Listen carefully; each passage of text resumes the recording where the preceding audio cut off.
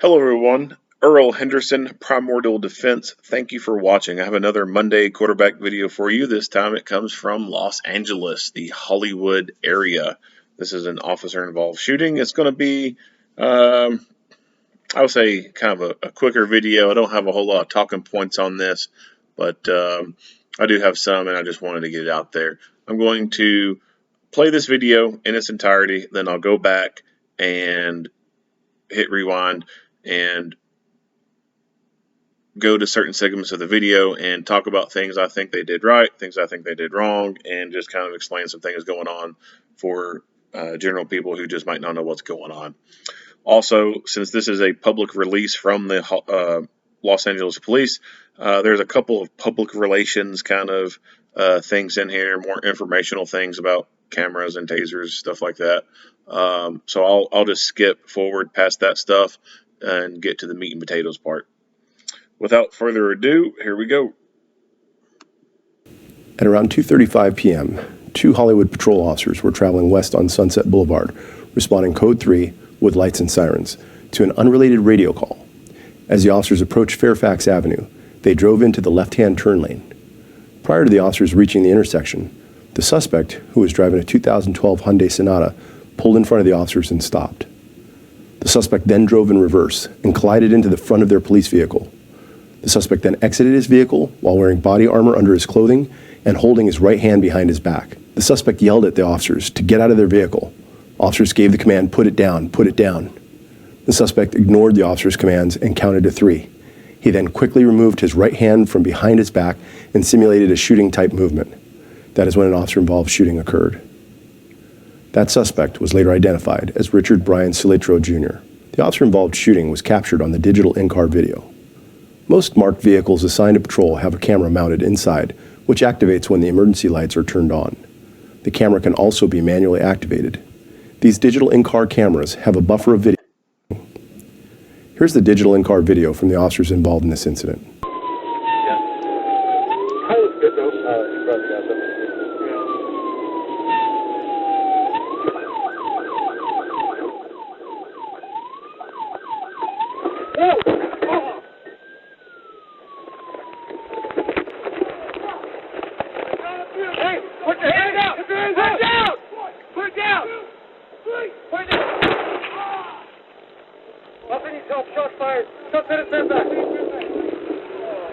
The officer-involved shooting was also captured on the body-worn video.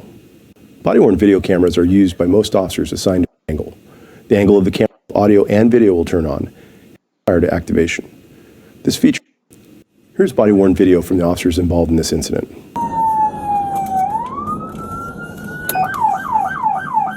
Oh, Jesus. Sorry, that guy started going. Because when I looked, he was stopped.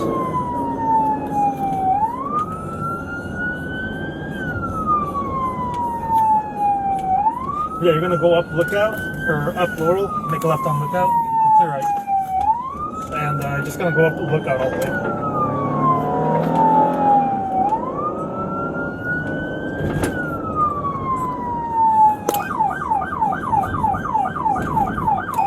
Is your car still there? Yes. The tire looks good though. Oh, she probably got somebody to fix it. Yeah.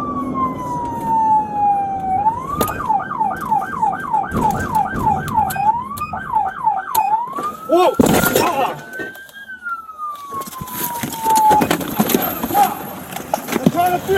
Put your hand down!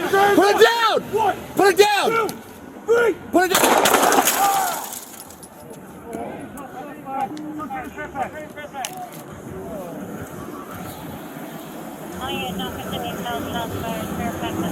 Hey, you got cover? You good? You put it out? All right. You good? Yep.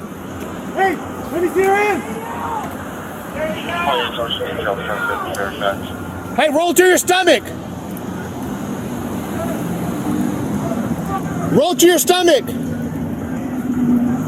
Get out to your stomach. I want to give you aid.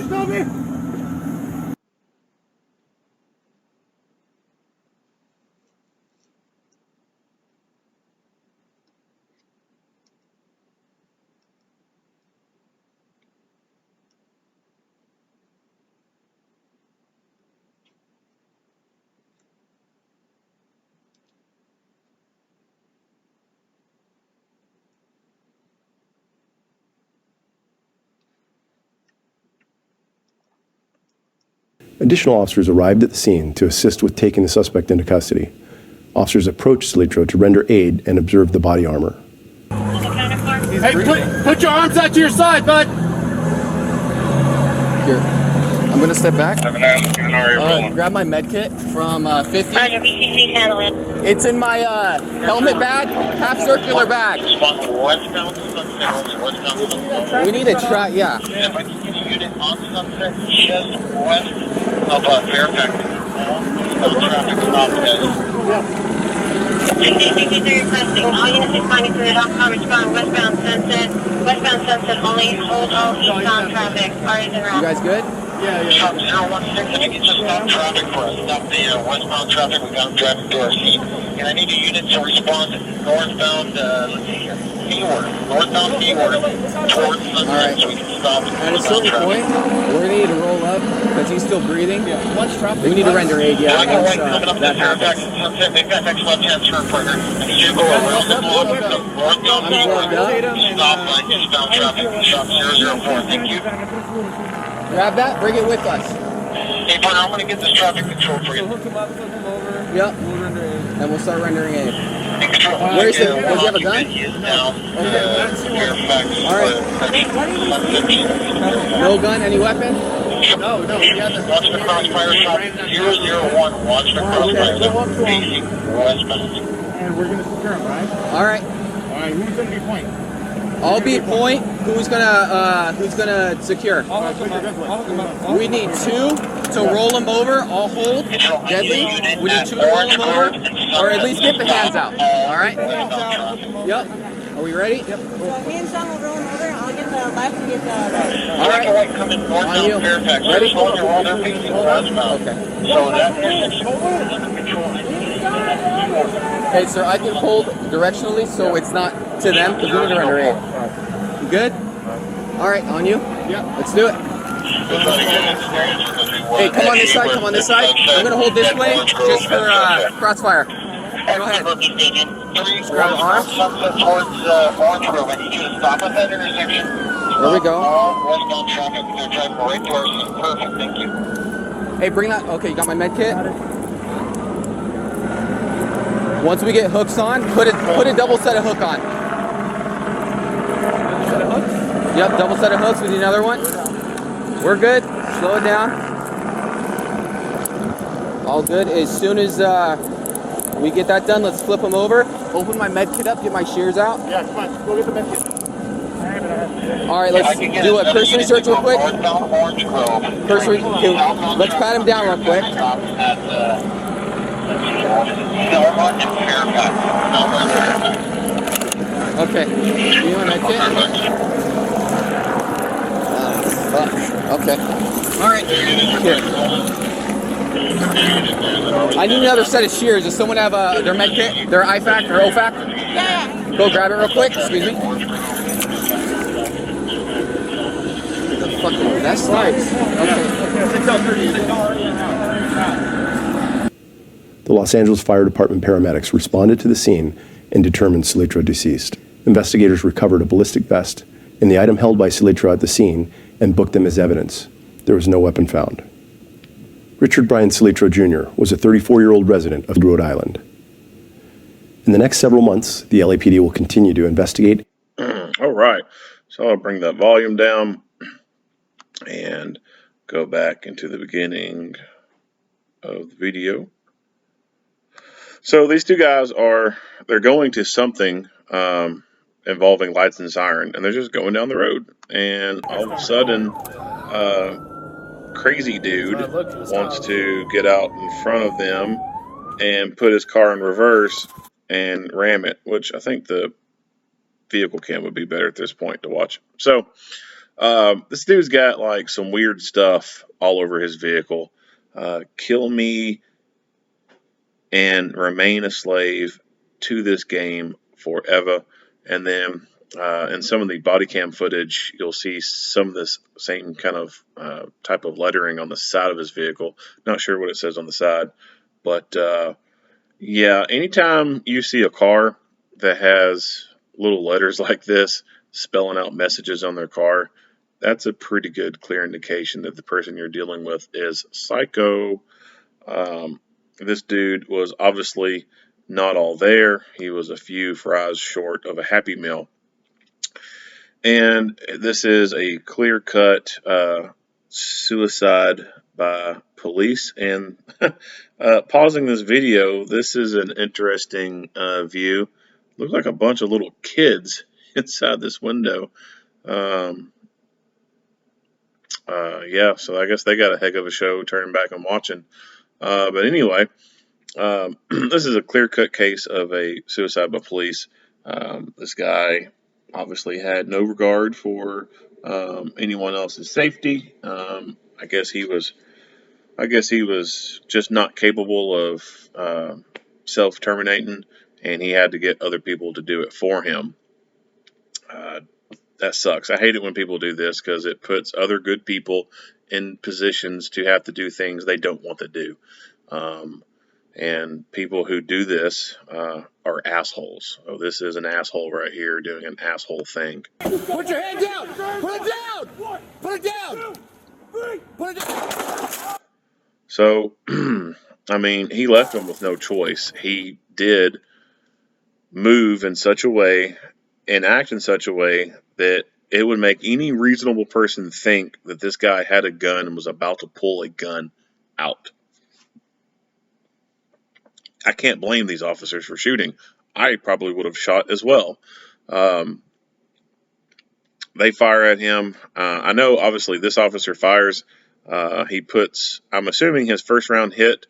And then when he went to fire again, he was backing away from the vehicle, and one round went through his driver's side window and shattered it.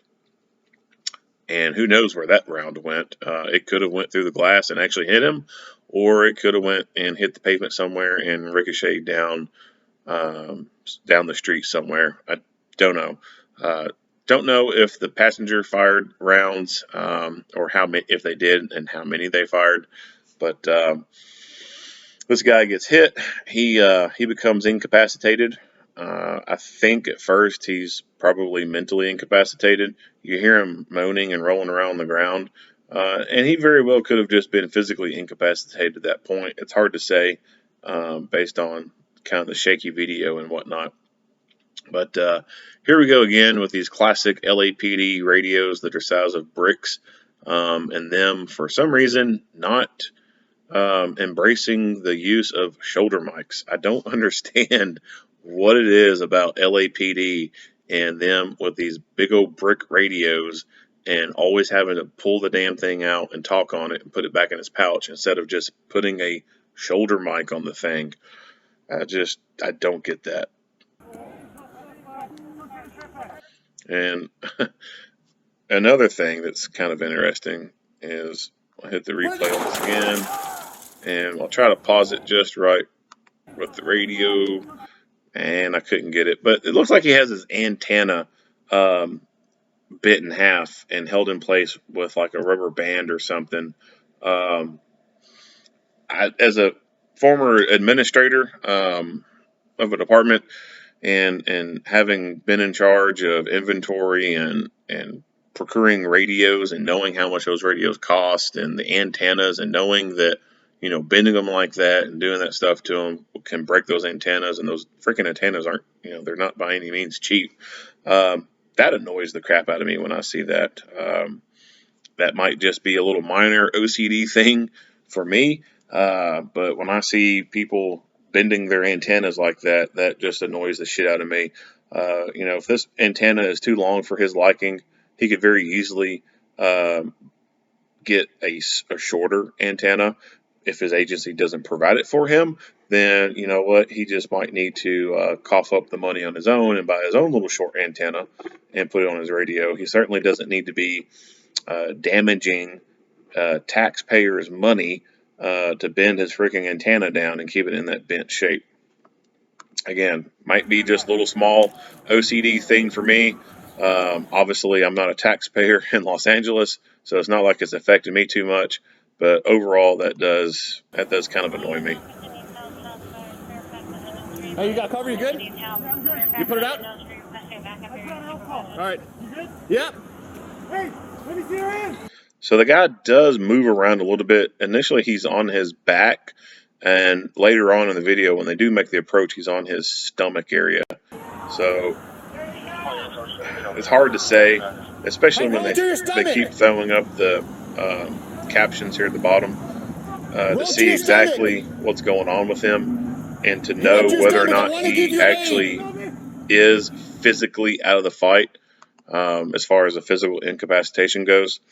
I think it's probably pretty safe to say that he's physically out of it. He's not able to fight anymore. But again, it's hard to say with any certainty. But that's kind of what it looks like.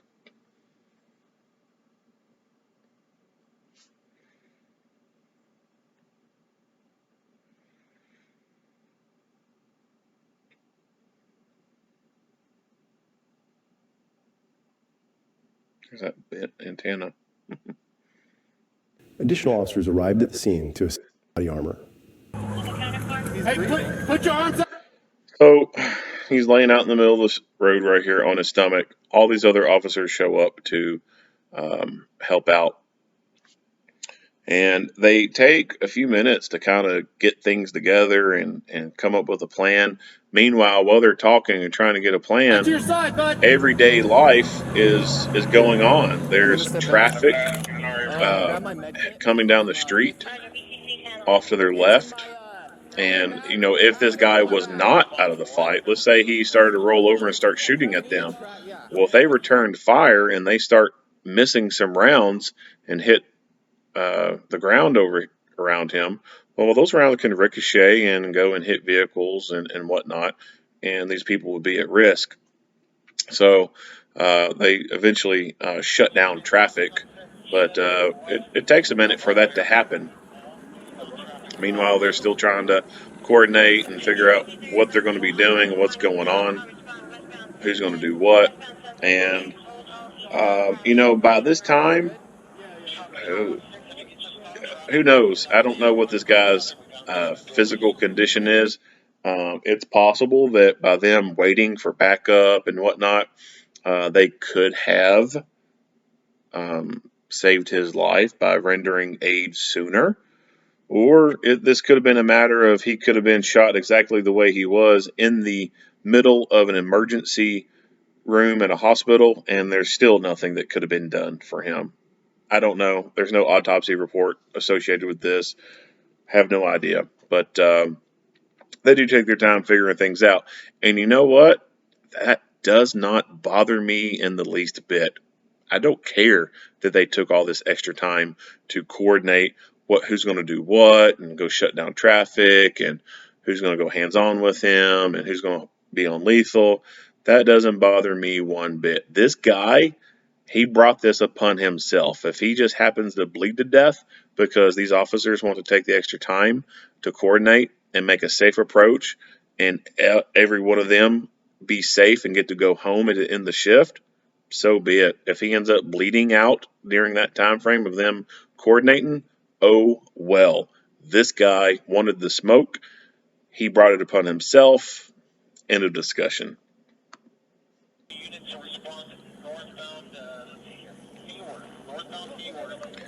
Apparently this bending your antenna with a rubber band thing is a pretty common practice because this dude even has his antenna like that. At a certain point, we're going to need to roll up because he's still breathing. We need to render aid, yeah. That plugged up. Where is it? Does he have a... No. Trying to fast forward a little bit. Or at least... Okay. Directional? Yeah, let's do it. But they do sit there for a couple of minutes figuring things out. I'm going to hold this way just for crossfire. Go ahead. Grab the arm.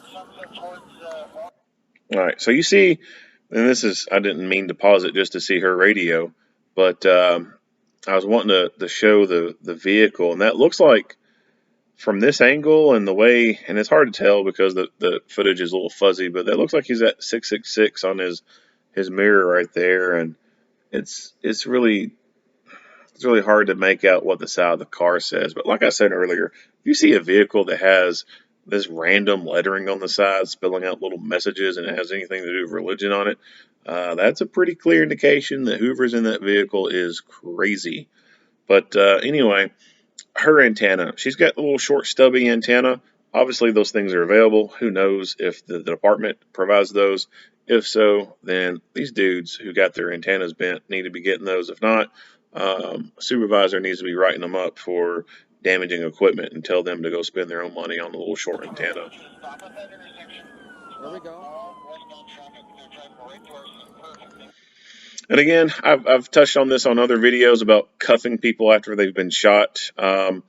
Some people just don't understand this. They don't understand why the police handcuff people after they've been shot. Just because someone's been shot, it doesn't mean that they're done with. They could still get up and get back in the fight. That's happened before in other cases. One of the more famous cases that has been studied a lot in the law enforcement community is the FBI shootout in Miami back in the late 80s. FBI got in a shootout with some bank robbers. One of the bank robbers took a round to the head. And all it did was temporarily knock him out for like a minute. And the gunfight is going on. That dude wakes back up in the middle of the gunfight and starts, getting out and getting back involved. His partner, in the very beginning of the gunfight, gets shot in the side, and the round goes in through his side and lands in his heart. It's a round that was going to be lethal. He was going to die from that anyway, but it did not immediately physically incapacitate him, and he was able to stay in the fight and get shot more times. He got shot with more pistol ammunition, and he ended up taking some pellets from a shotgun. He stayed in the fight, and he was able to kill 2 FBI agents and wound others, and he had been shot multiple times. So this is why you see the police handcuff people after they've been shot. Just because they've been shot, it doesn't mean they're dead. They can still get up and fight. And I think that Hollywood has done a huge disservice for the society. These movies show a person getting shot one time and then they're dead. Granted, that does happen, or it can happen, but it doesn't mean it happens all the time. Pistol ammunition really sucks. It's not as good as rifle ammunition, and there's lots of people who've survived hits from pistol ammunition. Even being shot multiple times, people have survived being shot with pistol. There's even been people who've been shot in the head with pistol and they survived. So, like I said, that's a reason why the police handcuff people who've already been shot. There's no telling if that person could, quote unquote, wake back up and start fighting again. They're not dead until they are declared dead. And in the case of California, it looks like their paramedics can declare death, but in other parts of the state, or I'm sorry, other parts of the country, for example, here in Kentucky, the only person who can declare someone dead is the county coroner, and it's going to be a minute before they get there. So until, those people get there to declare them dead, those people need to be in handcuffs. Hey, bring that. Okay, you got my med kit? Once we get... So he's talking about med kit.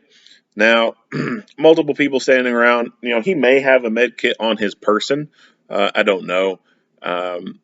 It's not one of those things that I've seen is very popular out there. It is something that you do see here and there, officers carrying medical gear on their persons. Usually, the very bare minimum of what they carry is a tourniquet, but as far as carrying anything else, they don't really carry, a whole lot of them don't really carry much else on them. So that leaves little med bags to be kept in their vehicles, and this looks like this guy's carrying his med bag for him on his side. And it looks like it's just probably a standard trauma first aid bag. Yep, double set of hooks. We need another one. We're good. Slow it down.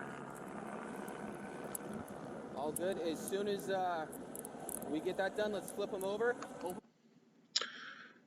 I've also noticed with some of these LA officers, they have this propensity to put their radios forward of their taser. I don't know what's up with that. I haven't really done a whole lot of videos on duty belts. I've got one on mine and some gear and stuff, but this is, in my opinion, kind of an awkward placement for a radio, especially to have it right there in front of the taser. I don't know. Other states are obviously way different in how they do things. Usually, I've noticed here in Kentucky, most people kind of keep their duty belt pretty darn similar. And then when you look at people from other states, like you see some odd, and what I see is some oddball stuff. And I'm sure these people probably would look at us here in Kentucky and be like, man, why, why do they have their belt set up like that?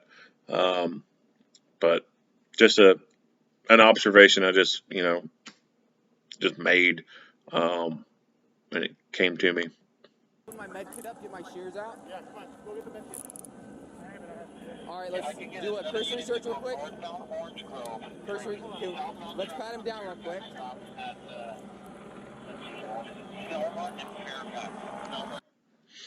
So he doesn't have a whole lot of blood coming out. So that tells me that his heart stopped pumping before he could have a large amount of blood out here on the ground. Okay. But he does have, when they roll him over, it does look like there's quite a bit under there. Okay. All right. Here. I need another set of shears. Does someone have their med kit, their IFAC or OFAC? Yeah. Go grab it real quick. Excuse me. Now this guy's got a vest on, and so who knows what his intentions were with that. He didn't have a gun on him. So who knows? Crazy people are crazy. Sometimes there's no reasoning with them. I'm sure they probably have more information after this investigation that would kind of lead to why he's walking around with a vest on. But right here, right now, I have no clue why he's got a vest on. If he's not having a deadly weapon to be able to get into a gunfight, I don't know. Maybe he. It's hard to say. It's hard to justify or come up with reasoning for why crazy people do the crazy things they do. The Los Angeles Fire. So, the evidence they collected, this is what he pulled out and pointed at them for Shooter McGavin. I don't know. It looks like this over here on the right is what was folded up right there. I can't read from my screen what any of this says. I wish they would have blown that image up a little bit more to be able to read what it says, just for curiosity's sake. But it's probably full of a bunch of psychotic rambling. Not much else to say about this video. This was just one of those wild, random things that occurred for these officers, that they were going to go deal with something else, had no care in the world for this guy, and this dude just out of nowhere decided to get in their lane and stop and then back his car up, ramming into it, and then act like he's going to have a gun and act like he's going to pull it out on the police. Like, wild shit happens. I mean, it can happen instantaneously without any warning, and law enforcement, they have to keep their head on the swivel because they never know when something's going to happen. It is truly like, boom, you never know when something's going to happen.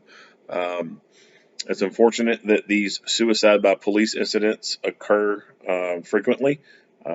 Seems like a lot of the videos I've done, these people, I don't know what it is. I don't know if they're just afraid to do it themselves, or if some of them may think that if they cause the police to shoot them, that A, they'll meet their wish of dying, and then maybe B, maybe the surviving family could get some kind of settlement out of it or something. I don't know. Who knows what these people were thinking, but they're assholes for doing that to those officers and forcing them to shoot them. Tactics wise, not much to say about it. Again, going into fast, it would have been nice to see a scan and a top off, but they do cut the video there, so perhaps a top-off occurred during the split between the videos. I don't know. This is all they provided. I don't have anything else. Teamwork and tactics were pretty good. They communicated pretty well. And that's it. That's about all she wrote. If you like what you see and hear here, go ahead and give me a like and a share. If you have not already, go ahead and hit the subscribe button and stay tuned for future videos. This is another Monday Quarterback Series video from Earl Henderson with Primordial Defense. Thank you for watching.